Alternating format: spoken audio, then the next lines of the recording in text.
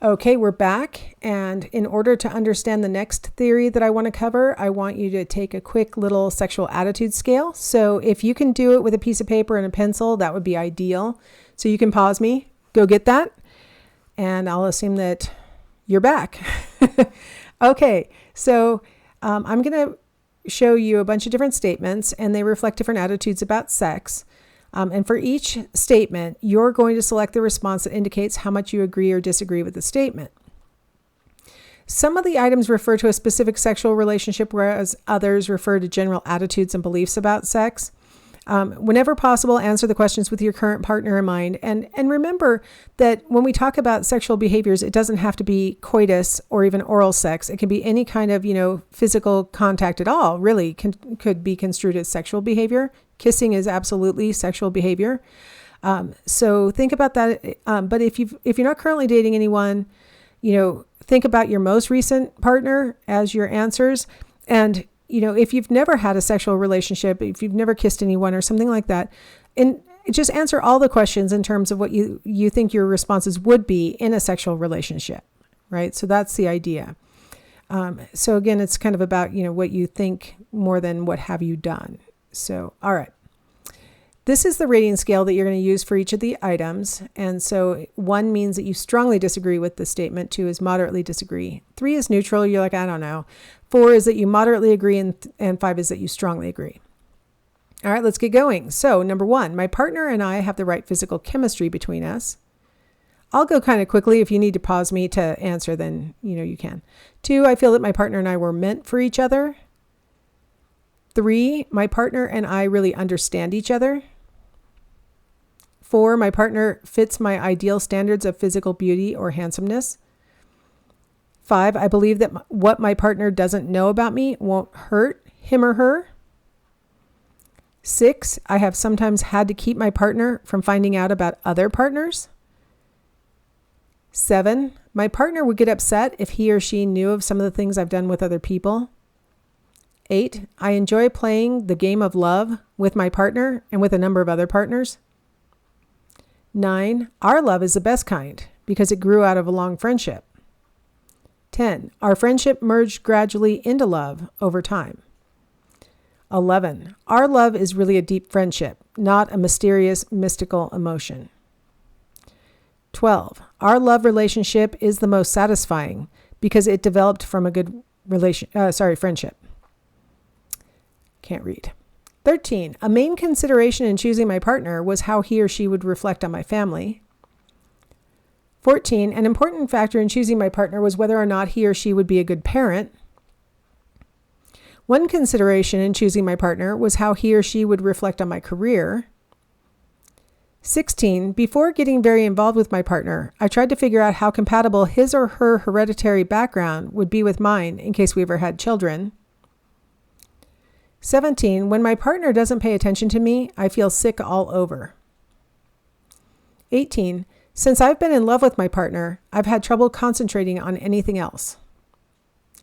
19, I cannot relax if I suspect that my partner is with someone else. 20, if my partner ignores me for a while, I sometimes do stupid things to try to get his or her attention back. 21, I would rather suffer myself than let my partner suffer. 22, I cannot be happy unless I place my partner's happiness before my own. 23, I am usually willing to sacrifice my own wishes to let my partner achieve his or hers. 24, I would endure all things for the sake of my partner. All right, that concludes our survey. Now what you're going to do is sum up the ratings that you gave for each category of questions. So you might have noticed that there were sort of clusters of questions that were asking sort of the same basic thing. You were not wrong when you noticed that. So numbers 1 through 4, add those up, and that will produce your Eros score. Items 5 through 8, sum those up, and that'll give you your Ludus score. 9 through 12 will give you your Storge score. 13 through 16 will give you your Pragma score. 17 through 20 will give you your Mania score. And Agape will be measured by your responses to items 21 through 24. So go ahead and pause me, sum those up. All right, I'm going to assume you're back and you know your score for each of these 4 categories. I'm sorry, 4 categories. I believe there are 6. So we've got 6 categories. So higher scores in a category indicate that that is your more typical love style. So it's really common to have 2 categories that are higher than the rest. It's really common to have a particular category that's really, really low. So that's really not your style. Now I try to put pictures that would indicate what the theory is about each of these different love styles. So this is a theory of love called love styles. Some of us are more eros in our love style. And I found a nice cover of a romance novel, right? It's very romantic, passionate, right? So people who have eros as their primary style are going to really be interested in sort of the romantic chemistry kinds of parts. Ludus is the more game playing kind of love, where it's all fun as long as nobody's getting hurt kind of thing. And people who are ludic lovers might have more than one partner without the knowledge of the multiple partners. That's a whole different thing if you guys have all agreed. But if you're sort of trying to pretend like you're being faithful to one person and you're having a relationship with other people, that's more of a ludic lover kind of thing.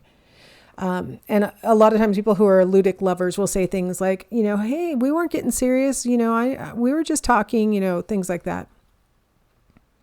Storgic lovers are really interested in, their romantic partner being also their best friend. And they'll oftentimes say, well, we started off as friends and then we became romantically connected after some amount of time. Pragmatic lovers are very pragmatic, right? They look at relationships, and especially long-term committed relationships, as something that, we need to make sure of all these sensible things before we enter into this relationship, right? And it's based on more logical decisions than passionate decisions. Mania is a little dependent. You have a person who's a manic lover and they are a little clingy, like this picture depicts. And it's not just women, it's men too. They will become very attached. There'll be like these physical symptoms of, anxiety if they're concerned that their partner might be out, doing something that without them or something. So very sort of anxiety related. Agape is typically the kind of love that parents feel towards their children. So that's why I have this picture. It's a very selfless love where you put the other person first. In the research, they never found people who had agape as their number one kind of love. And in fact, the theorists suggest that a person who has agape attitudes towards their romantic partner may end up being hurt or taken advantage of, especially if they get paired with the wrong kind of partner. Can you imagine a person with agape as their number one kind of love style being paired up with a ludic lover who's just in it for the fun, right? And so you've got this selfless agape love being paired up with this sort of game playing, self-indulgent kind of love. So you can imagine, different pairings might be more or less healthy, right? It's kind of funny because I come from a long line of pragmatic lovers, and it's kind of funny to think about it because, when my grandfather proposed to my grandma in the middle of the Great Depression, his great argument for why they should get married is that two can live as cheaply as one, oh, that's so romantic. Like, thanks, honey. But my pragmatic grandma said, good point. All right. And they got married. And then when my mom and dad decided to get married, they were like, you know what? We have a lot of things in common. I really like your family and your family seems to like me. Let's go ahead and run off to the courthouse and get married at the local courthouse. They didn't even elope to Vegas or something. They just went to the local courthouse, 20 minutes away, got married and started their lives. That's just what they did. And I always thought, well, that's not very romantic. You guys, you bunch of losers, have a more romantic approach, right? Well, my husband at the time when we were, dating was in the Coast Guard, and he was being stationed in Florida, and we were from California. And I really wanted to go. He'd already been out to sea for 15 months already, and he was finally getting a land station, but it was clear across the country. So, I really wanted to go with him, but if I went with him just as his girlfriend, I was going to have to pay out-of-state tuition because I was still a college student. So if we got married, I would get in-state tuition. So we're like, well, if I'm going anyway, we might as well get married. So here we are at 20 and 21 years old getting married. The good news is we're still married. It worked out and stuff, but maybe being pragmatic about things works out in the long run. But it's very non-romantic to say we decided there were no flowers and sweeping us off our feet. We were like, we got to get married by this date so you can go with me to Florida. It's like, okay, let's do it. So apparently I come from a long and illustrious line, and I have continued the line.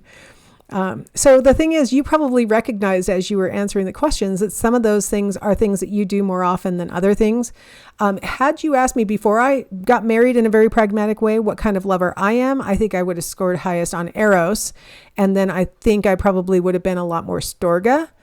And now I look at how I actually have behaved, and I'm like, okay, I think number one is pragma.